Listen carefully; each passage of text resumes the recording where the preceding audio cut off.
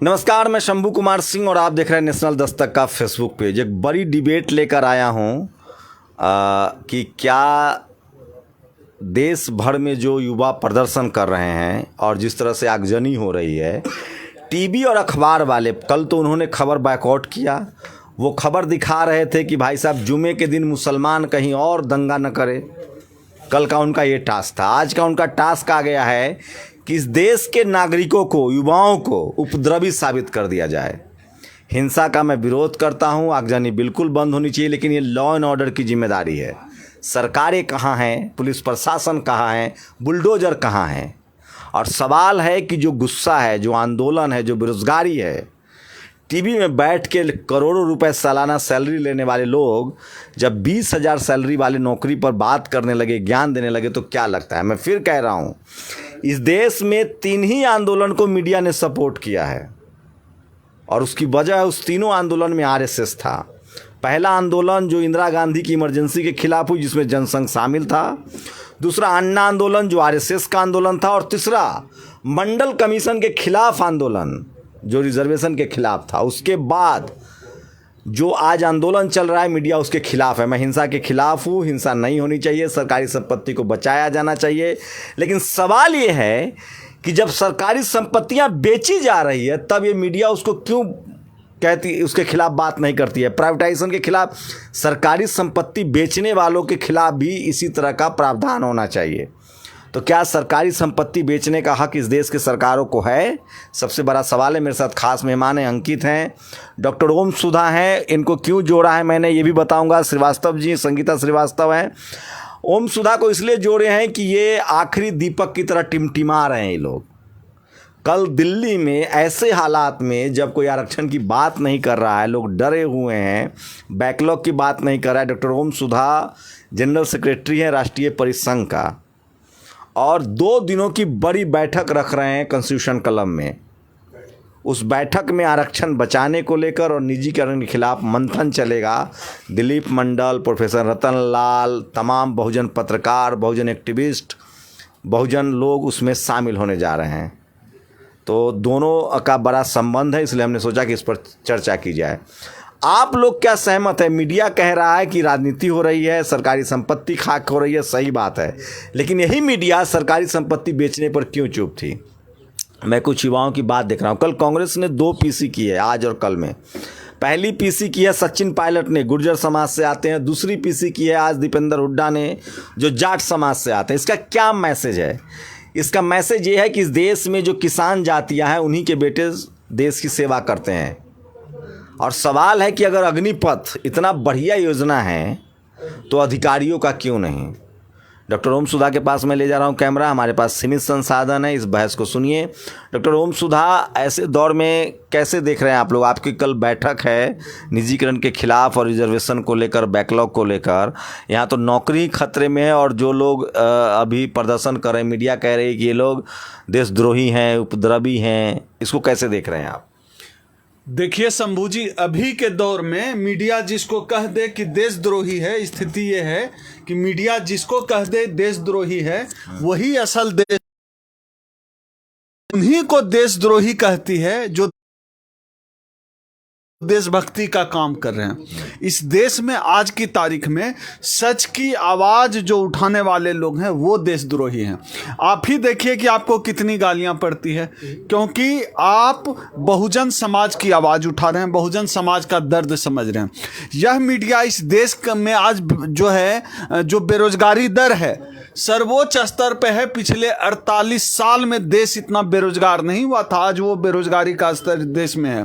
और उससे जो बेकल नौजवान है, यह सिर्फ इसको, यह जो अभी हो रहा है प्रोटेस्ट, सिर्फ फौज भर्ती का मामला नहीं है, बल्कि हर छात्र नौजवान परेशान है। विश्वविद्यालय में टीचर नहीं है, विश्वविद्यालय में गुणवत्तापूर्ण शिक्षा नहीं है। नई शिक्षा नीति जो है हिंदू बनाने की, प्रयोगशाला बनाने के लिए लाई गई है। ये तमाम मुद्दे हैं और बेरोजगारी का जो सबसे बड़ा सवाल है, उसके खिलाफ यह आक्रोश पिछले 8 साल में पक रहा था।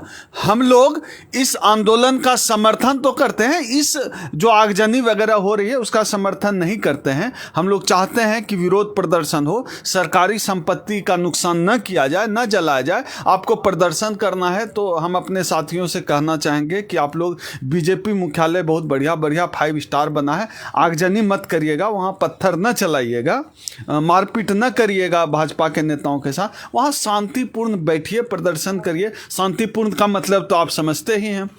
तो इस स्थिति में हमारा जो कार्यक्रम है 18 और 19 जून का, वह इसलिए भी जरूरी है कि हमारे मंच से यह जो बेरोजगारों का सवाल है, यह जो भर्ती का सवाल है, लेटरल एंट्री का सवाल है, वो तमाम मुद्दे जो हम सबसे जुड़े हैं, उन मुद्दों पर हम चर्चा करेंगे। देश भर से लोग आ रहे हैं। ये अलग बात है कि अभी जो प्रदर्शन हो रहे हैं शंभू जी, उस प्रदर्शन की वजह से हमारे 200 से 250 लोग अलग अलग जगहों पर फंस गए हैं। अभी बिहार से हमारे प्रदेश अध्यक्ष का फोन आया था कि 100-150 लोग वहाँ रेलवे स्टेशन से फंस के वापस आए। दरभंगा, मधुबनी, पश्चिम बंगाल से लोग आ रहे थे। सब लोग जहाँ तहाँ हमारे लोग फंसे हुए हैं।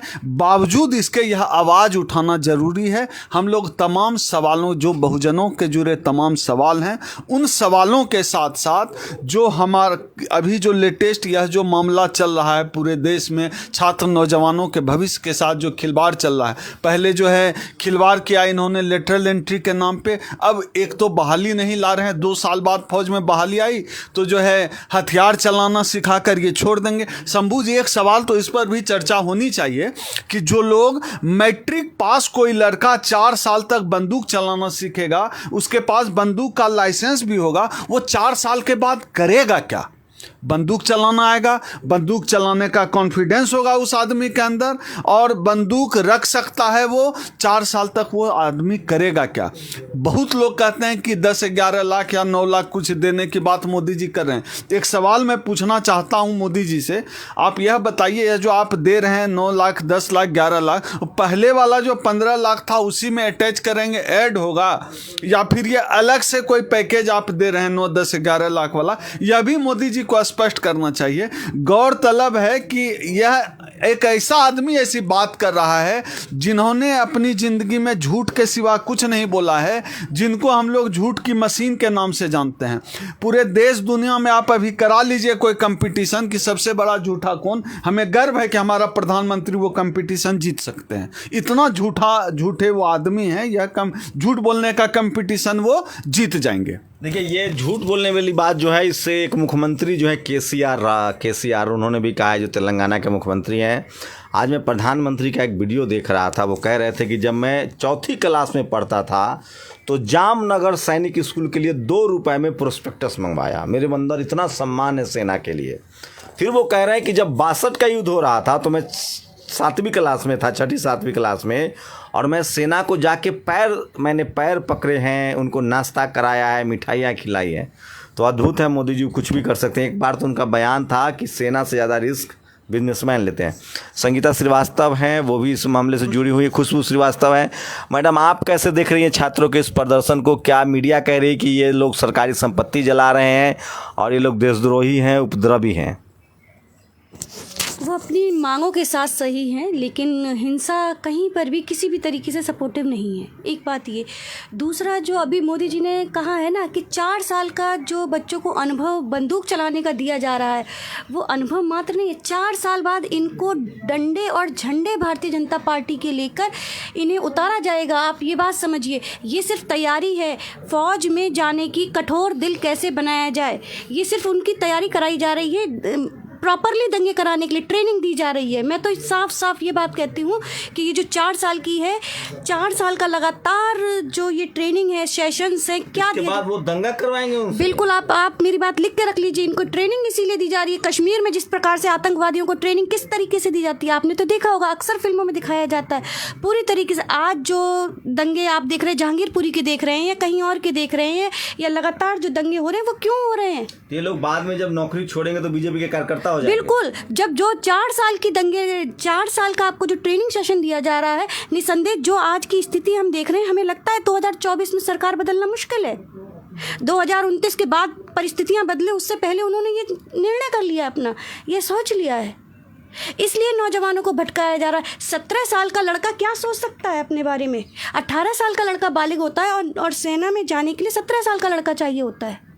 ये बड़ा सवाल संगीता खुशबू श्रीवास्तव में सोचिए शादी की उम्र 17 साल के युवाओं को नौकरी दी जा रही है। कह रहे हैं कि वो तो कह रहे हैं कि डिसिप्लिन सिखा रहे हैं। मैं तब फिर स्कूल बंद कर देनी चाहिए। हिटलर ने इसी प्रकार से अपनी फौज का स्टार्ट किया था, आप भूल रहे हैं। कैसे? आप जानिए उन्होंने सबसे पहले क्या किया, सेना में भर्ती स्टार्ट करी और उसको फिर अपनी पर्सनल यूज़ किया, अपनी राजनीति के लिए यूज़ किया। अगर इन्हें यही करना है तो जो वन रैंक वन पेंशन के लिए सेना बैठे हुए हैं ना सैनिक, उनको क्यों नहीं देते हैं? सिर्फ 17 साल के लड़कों के लिए आपके लिए सम्मान है, और वो जो पूरा जीवन अपना जीवन लगा चुके हैं देश के लिए, आप उन्हें पेंशन नहीं दे रहे हैं। वो बुजुर्ग भी बैठे हुए हैं जिन्हें अभी जस्ट आपने बात कही 1962 का युद्ध और उससे पहले का युद्ध, वो भी बैठे हुए हैं, वो भी पेंशन के लिए बैठे हुए हैं। शायद शंभू जी आप नहीं जानते होंगे, CRPF, BS इन सबको रिटायरमेंट पर, हाँ, पैरामिलिट्री फोर्सेस जितनी भी हैं PMSP के अंतर्गत जो भी फोर्सेस आती हैं उन्हें पेंशन नहीं है। एक ब्राह्मण समाज की महिला है, कोई वशिष्ठ है, उन्होंने कहा है कि इस 18 साल की उम्र में जब लोग पेंशन की सोचने लगे, मतलब वो काम के आदमी नहीं हैं। एक नंदन झा है, पत्रकार है, वो कह रहा है कि 2 साल के कॉन्ट्रैक्ट की नौकरी में ही प्रतिभा का पता चलता है। कैसे देख रहे हैं कि जो लोग प्राइवेटाइजेशन का समर्थक हैं? देखो, आज मीडिया में जो बयान आया, जो इनके अधिकारियों ने बयान दिया, वो बहुत घोर निंदनीय है। आप ये बताइए कि अगर सेना प्रमुख, तीनों सेनाओं के प्रमुख कह रहे हैं कि ये आवेदन सही कर रहे हैं, सेना जो कर रही है वो सही कर रही है, सरकार ने जो स्कीम निकाली है वो सही निकाली है, कितना गलत डिसीजन है ये। सेना के प्रमुख तब तो नहीं आए जब एक जवान ने 2000 जब अभी पीछे चुनाव चल रहे थे, जिसने नरेंद्र मोदी के सामने चुनाव लड़ा, उस जवान ने उसने एक वीडियो बना के भेजी कश्मीर से, यादव की। उसने कहा कि हमें रोटी नहीं मिलती, हमें पानी नहीं मिलता, उसे नौकरी से निकाल दिया इन्होंने। जो सरकार के पिट्ठू बन के आज ये कह रहे हैं सरकारी अधिकारी, इन्हें शर्म आनी चाहिए। आप अपनी काबिलियत से बने हो, अपनी काबिलियत से सेना प्रमुख बने हो, अपनी काबिलियत से आगे हो कि नरेंद्र मोदी ने आपको प्रमुख नहीं बनाया। इन्हें शर्म आनी चाहिए। बड़ा देख के दुख हुआ कि सेना का आज अधिकारी नरेंद्र मोदी जी के फेवर में एक पिट्ठू बनकर उनकी बात को सही ठहराता है, कहता है 4 साल नौकरी सही है। तो मैं कहना चाहता हूं उन अधिकारियों के, आप 4 साल बाद, आपके तो 15 साल 16 साल हो गए, आप क्यों इस्तीफा नहीं देते, क्यों पेंशन ले रहे हो? उनकी पेंशन नहीं है, उनके खाने में फिर रोटी भी नहीं होगी उनके पास, वो क्या करेंगे 4 साल बाद? ये जवाब मैं उन सेना के तीनों अधिकारियों से पूछता हूं जो आज लंबी लंबी मूछ रखकर, लंबी लंबी वर्दी पहनकर जो सेना की हैं, उन्हें बैठकर आज पूरे देश को संबोधित कर रहे थे। उन्हें शर्म आनी चाहिए, लज्जा आनी चाहिए कि उनके विचार कितने गलत हैं, कि देश को वो एक प्रधानमंत्री के नेतृत्व में कितनी गलत दिशा में ले जा रहे हैं। सवाल है ओमसुधा जी, क्या लग रहा है ये अधिकारी ज़्यादातर सवर्ण समाज के हैं, जो पहले से पढ़े लिखे NDA, SSC और CDS कोर कैडेट से आते हैं, शॉर्ट सर्विस कमीशन से आते हैं, अधिकारियों की फुल लाइफ नौकरी, और जवान क्या लग रहा है इसमें जाट, गुर्जर, पटेल, मराठा, किसान के बच्चे हैं, इसीलिए उनको वो मिडिल क्लास में ना शामिल हो सके, इसलिए कोशिश की जा रही है कि गरीब को गरीब रखा जाए। शंभू जी, एक चीज़ तो मैं आपको बता देता हूँ। मैं जिस गांव से आता हूँ, हमारे गांव में जितने आर्थिक रूप से विपन्न बच्चे होते थे, वो बच्चे, उनके परिवार वालों को लगता था कि ज़्यादा न पढ़ा लिखा पाएँ, सरकारी नौकरी बड़ा न कर पाए, दौड़ धूप के जो है फौज में चला जाएगा। और एक आदमी अगर किसी सरकारी नौकरी में चला जाता है ना, तो उसके कई पुश्तें उसकी बदल जाती है, उसके बाद ही चेंज ही हो जाता है सारा मामला। ये एक उम्मीद एक गरीब घर के परिवार को होती थी। आज जो बच्चे प्रोटेस्ट कर रहे हैं, गांव में लखीसराय में प्रोटेस्ट हो रहा है, बिहियां में प्रोटेस्ट हो रहा है, ये जो प्रोटेस्ट हो रहा है बिहार के अलग अलग, ये वो ग्रामीण बच्चे हैं जिनके आंखों में ही नहीं बल्कि उनके माँ बाप के आंखों में भी सपना है। उनके गांव के लोग भी सपना देखते हैं, अरे फलाना का बेटा है, दौड़ रहा है, 4 साल से 5 साल से दौड़ रहा है, तो मिलिट्री में चला जाएगा, सरकारी नौकरी मिल जाएगी। ये जो एक सहारा था, उस सहारा को, उन आंखों से सपना छीनने का काम भी मोदी जी ने कहा, मोदी जी ने इस बार किया है। ये बहुत दुखद है। खास तौर पे शंभू जी, इस बार मीडिया का रोल आप देख लीजिए, ये किस तरह खलनायकों की तरह पेश आ रहे हैं। मैं देख रहा था, अंजना ओम कश्यप का एक वीडियो सोशल मीडिया पर दिखा, वो इसके फायदे जो है बता रही थी कि यह जो आया है, कौन सा अग्निपथ आया है, इसका फायदा बता रही थी। मुझे आश्चर्य हुआ और याद आ गया कि जब किसान बिल आया था किसानों के खिलाफ, उस समय ये लोग किसान बिल के फायदे गिना रहे थे। बाद में किसान बिल सरकार ने वापस ले लिया तो इनको थूक कर वापस चाटना पड़ा था। मुझे लगता है कि मोदी जी तो नया नया गेम करते रहते हैं, कहीं इस मामले में भी ना थुकवा कर चटवा लें इन लोगों से। जिस तरह से ये मनुवादी मीडिया, जिस तरह से ये ब्राह्मणवादी मीडिया फायदे गिनवा रही है, इस जो नया आया है अग्निपथ का जो मामला है पूरा, ये मिलिट्री बहाली का 4 साल के लिए, लग रहा है कि मोदी जी इस बार फिर थूक के चटवाएंगे। चूंकि युवाओं का जो गुस्सा है ना, ये इस बार जो है शंभू जी, दिलचस्प ये है कि भगवा झंडे वाले भी युवा हैं इसमें, क्योंकि वो भी बहाली की तैयारी कर रहे थे। राष्ट्रवाद तो आपने भरा है ना, तो जाएगा कहाँ? तो वो भी इस बार है प्रोटेस्ट में। कई वीडियो तस्वीरें आप देखिए जो वायरल हो रही है सोशल मीडिया पे, उसमें भगवा झंडा लगाए लड़के भी हैं। एक बात तो ठीक से समझ लेनी पड़ी लोगों को। पहले लोगों को लगता था कि सिर्फ मुसलमान मारे जाएंगे, फिर दलित भी मारे गए, पिछड़े भी मारे गए, और अब सबकी बारी आ गई है। कुल मिलाकर इस सरकार में कोई सुरक्षित नहीं है। सोचिए, मेरे अंदर भी बहुत राष्ट्रभक्ति है और मैं चाहता हूं कि मुझे अधिकारी बनाया जाए सेना में, और मैं पूरी ज़िंदगी सेना में नौकरी करूंगा, बिना तनख्वाह लिए, बिना पेंशन लिए, बस अधिकारी बनाया जाए। आप सोचिए कि अधिकारी की नौकरी सलामत रहेगी, अधिकारी की सैलरी सरकारी होगी, सारी सुविधाएं होंगी, सिर्फ जीडी लेवल के जो जवान होंगे, जो सेना की रीढ़ की हड्डी होते हैं, उनको 4 साल की नौकरी होगी। कैसे खुशबू जी, आप कुछ ऐड करना चाह रही थी, क्या कहना चाह रही हैं? अभी आपको अपने फर्स्ट सीडीएस के बारे में, जो प्लेन क्रैश हुआ था, कुछ आइडिया होगा शंभू जी, राइट? बिपिन रावत साहब जी के। वो तो टेक्निकल एरर है, प्लेन क्रैश, वो जहाज क्रैश हो गया। हाँ, जबकि वो ऐसा जहाज़ था, उसे इतने बार उड़ा के देखा जाता है कि क्रैश होगा कि नहीं होगा, क्या ऐसी नीतियाँ थी, उस पर तो खैर तमाम सारे सवाल हैं, लेकिन ये उसी समय लागू होने वाला था जब ये मना कर दिया था। मैंने 9 साल सेना में वेलफेयर ऑफिसर एज ए काम किया है। आपने? यस। अच्छा, आपको अंदर की खबर है कि बिपिन रावत साहब ने इस स्कीम को मना रिजेक्टेड कर दिया था। और ये बड़ी खबर बता रही है, मैं इसकी पुष्टि नहीं कर रहा हूँ। खुशबू कह रही हैं कि उन्होंने वेलफेयर एसोसिएशन के लिए काम किया है। वो कह रही हैं कि बिपिन रावत इस स्कीम कह के लाया गया, लॉन्च किया गया। आपको बताऊँ, एक अग्निपथ की स्पेलिंग में गलत है। डिफेंस मिनिस्ट्री अग्निपथ में NI लिखता है और अखबारों में ऐड दिया गया अग्निपथ। वो छोड़ दीजिए, वो बहुत पढ़े लिखे लोग हैं। अभी उसका ही स्पेलिंग क्या बोलते गलत लिख रहे थे, जिसका किसकी ट्रोलिंग कर रहे थे, बाइकॉट की स्पेलिंग करे, बहुत पढ़े लिखे लोग हैं। क्या कह रही थी आप? बिपिन रावत साहब ने इसका विरोध किया था। बिल्कुल, बहुत सारी चीज़ें हुई थी। फर्स्ट सीडीएस थे हमारे, उन समय ये बातचीत चल रही थी। और चूँकि मैंने 9 साल, और स्पेशली आपको बता दूं, मैंने उस डिपार्टमेंट के लिए काम किया जिसमें जवान शहीद होता है, पैरामिलिट्री क्लेम और डिफेंस। जब जवान शहीद हो जाता है, उसकी नॉमिनी को पैसा दिया जाता है, तो ये वेलफेयर कहलाता है। हमने उसमें पाया है कि बिल्कुल आपने सही कहा, क्यों नहीं अधिकारी, कमांडेंट, मेजर रैंक का बंदा जो है वो अपना घर त्याग दे, गाड़ी त्याग दे, कैंटीन की सुविधाएँ त्याग दे। वो अपनी कैंटीन की सुविधा नहीं त्याग सकता, और आप सिर्फ 4 साल की बात कर रहे हैं।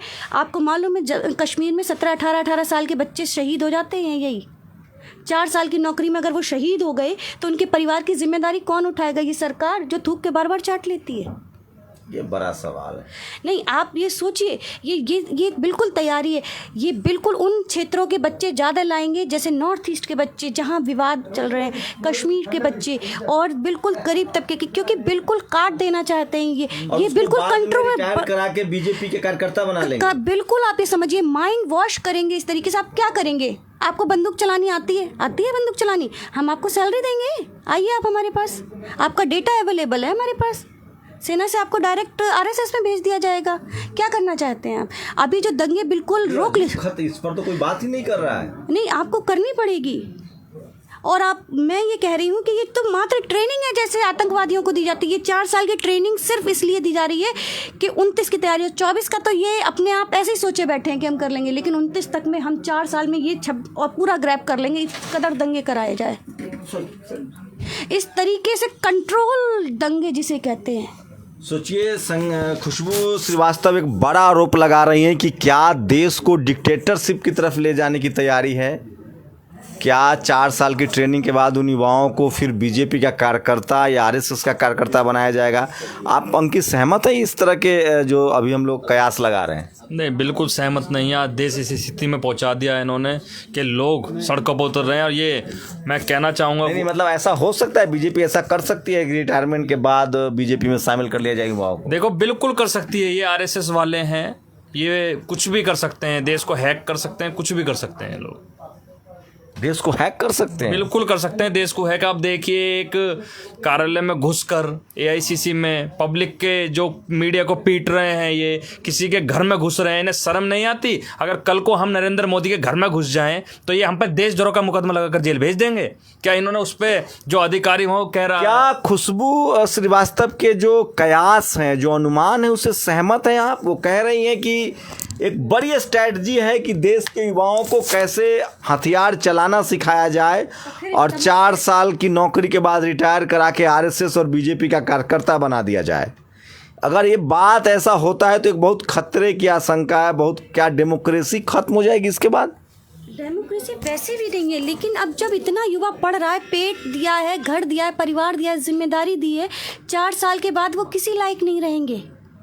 आप दर्शक कह रहे हैं, पॉइंट है आपकी बात में, नहीं, ये 100%। अगर आप ये बात समझेंगे, 17 साल के लड़के को आप दे रहे हैं, 17, 19, 20, और फोर्स की जो ट्रेनिंग होती है वो सुबह 3:30 बजे, 3:45 पे स्टार्ट हो जाती है और रात 10 बजे बंद होती है। उसका दिमाग बंद हो जाता है, शरीर चलता रहता है, यानी सोचने समझने की शक्ति पूर्णतः खत्म हो जाती है, जो निचले तबके का है। अगर आपने कभी फोर्स की जो जवान है वो आप एक बार उनकी ट्रेनिंग देख लीजिए। डेली उनको 20 किलोमीटर सुबह और शाम दौड़ाया जाएगा, आप किस लायक रहेंगे? डेली उनकी ड्यूटी इस प्रकार की रहेंगी कि उनका शरीर काम करे, दिमाग काम न करा। कोई सोच नहीं पा रहा अभी तक, कहीं डिस्कोर्स में नहीं है जो बातें आप बता रही हैं मैडम। अब देखिए सर, जितना मैं अपने अनुभव से समझ पाई हूँ, काम भी करती हूँ और आप लोगों सबके बीच में रह रही हूँ, थोड़ा सा अनुभव है। मुझे ये लगता है बीजेपी कोई भी चीज़ ऐसे ही नहीं करती। लॉन्ग विज़न है और उनके लॉन्ग विज़न को मैं बहुत पहले, अगर आप मेरी फेसबुक देखेंगी तो मैं उनके जितने भी उनके जो वो सोचते हैं वो हम पहले ही कह चुके होते हैं। नोटबंदी क्यों किया था? नोटबंदी, सारा पैसा इकट्ठा हो गया एक जगह, इसीलिए तो बाकी पार्टियां कंगाल हो गई हैं। अच्छा, चुनाव जितना था इसलिए नोटबंदी किया था? निश्चित।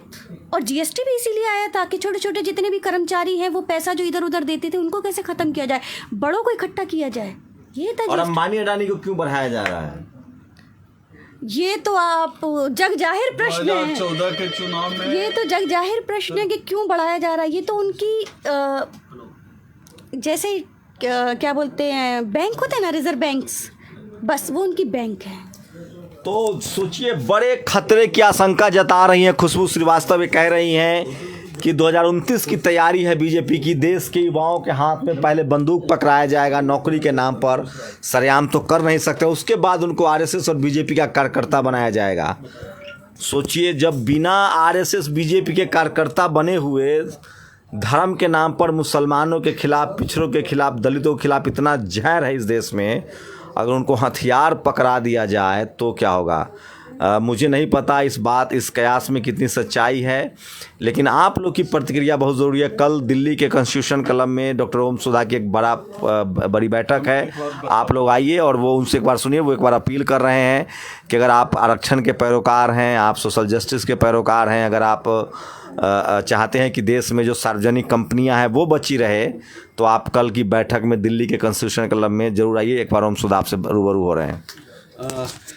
तमाम जितने भी हमारे साथी हैं नेशनल दस्तक के, आज मैं इस चैनल के माध्यम से आप तमाम साथियों से अपील करता हूं, आप दिल्ली में हैं, दिल्ली के आसपास हैं, कल 10 बजे से 5 बजे तक, परसों भी 10 बजे से 5 बजे तक, यानी शनिवार और रविवार कॉन्स्टिट्यूशन क्लब में, जैसा कि शंभू जी ने बताया, आरक्षण बचाने का कार्यक्रम है। आप नियत समय पर आएँ, आपके लिए जगह रहेगा, आप आएँ, मिलकर लड़ें, अपना झंडा डंडा बैनर लेकर आएँ। हमारा उस संगठन का कोई उस तरह से नहीं है, ओपन है, खुला सेशन है। हम सभी भाई आएंगे, मिलेंगे, बैठ के बात करेंगे, चर्चा करेंगे। मैं एक बार वक्ताओं का नाम बोल देता हूँ। कल के हमारे सेशन के जो वक्ता हैं वो हैं दिलीप मंडल, डॉक्टर रतन लाल, शंभू कुमार सिंह, मीना कोतवाल, नवीन कुमार, सुमित चौहान, लक्ष्मण यादव। ये तमाम साथी हमारे कल के कार्यक्रम के पहले दिन के वक्ता होंगे। आप तमाम साथियों का आपके आने तक कल इंतजार रहेगा। मेरी तरफ से जय भीम। तो ये पूरी बातचीत कैसी लगी आप लोगों को बताइए। और मैं सन्न हूँ जो खुशबू श्रीवास्तव ने कहा है, अगर ऐसी कोई बात, ऐसी कोई प्लान, इनका कहना है कि बीजेपी कोई भी आरएसएस बिना बगैर बात क्यों नहीं कहती है। मैंने बंच ऑफ थॉट्स पढ़ा है जिसमें गुलवलकर की राय थी कि अगर किसी देश को गुलाम बनाना है तो उसके संसाधनों पर कब्जा कर लीजिए, तो वो तो हो गया है। इस देश में जो इंटरनेट है उस पर अंबानी का कब्जा है, अंबानी मोदी जी के करीबी हैं। इस देश के कॉरपोरेट पैसा संपत्ति पर अंबानी अडानी का कब्जा है, जो कि मोदी जी के बहुत करीबी हैं। सोचिए किसी ने लिखा है कि आप एयरपोर्ट दे रहे हैं अपने दोस्त को 50 साल के लिए और युवाओं को रोज़गार दे रहे हैं 4 साल के लिए।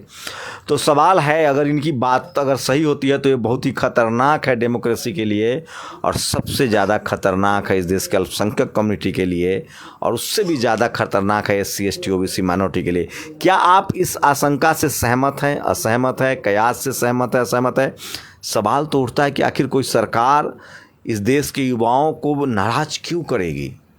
कोई सरकार इस देश के किसानों को नाराज़ क्यों? अगर कोई पार्टी पॉलिटिकली सोच रही है वोट के हिसाब से कि वोट से जीतना है, हम लोग सोचते थे कि EVM से जीत जा रहे हैं इसलिए चिंता नहीं है, लेकिन ये एक बड़ा खतरा है। सरकार किसानों को नाराज़ कर देती है, सरकार युवाओं को नाराज़ कर देती है, मुसलमान ऑलरेडी पहले से नाराज़ हैं, तो सरकारी कर्मचारी नाराज़ है, तो आखिर ये सरकार जीतती कैसे है?